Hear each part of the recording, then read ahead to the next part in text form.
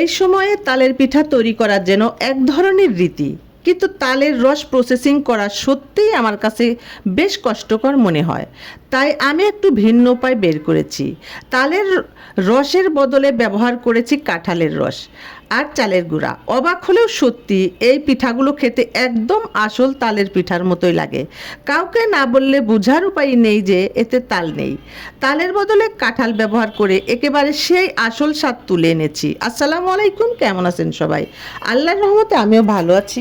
প্রথমে নিয়েছি কাঁঠালের রস, এর মধ্যে দিয়ে দিলাম নারকেল কুড়া, 2 চামচ চালের গুঁড়া, 1 চামচ চিনি, স্বাদ মতো লবণ।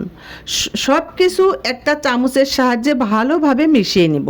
প্যানে তেল গরম করে সবগুলো এক এক করে দিয়ে দিব। আমি চ্যাপ্টা শেপ দিয়েছি, আপনারা চাইলে যে কোনো শেপে তৈরি করতে পারেন। গোল শেপে ভাজলে দেখতে আরও সুন্দর লাগে। আমি যেহেতু তেলটা একটু কম ব্যবহার করব, সেহেতু চ্যাপ্টা শেপ দিলে ভালো হয়। গোল শেপে ভাজলে ডুবো তেলে ভাজতে হবে। এখন উল্টে পাল্টে বাদামি কালার আসার আগ পর্যন্ত ভেজে নিব। ডোটা 15 থেকে 20 মিনিট রেস্টে রেখে ভাজলে পিঠাগুলো ফুলকো হবে, দেখতেও অনেক সুন্দর লাগবে। যেহেতু আমার হাতে সময় ছিল না, তাই আমি রেস্টে না রেখেই ভেজে নিয়েছি। অবশ্যই এতে স্বাদের কোনো পরিবর্তন নেই। পিঠাগুলো খেতে কিন্তু দারুণ টেস্ট হয়েছিল।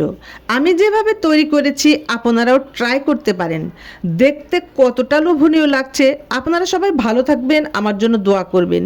আল্লাহ হাফেজ।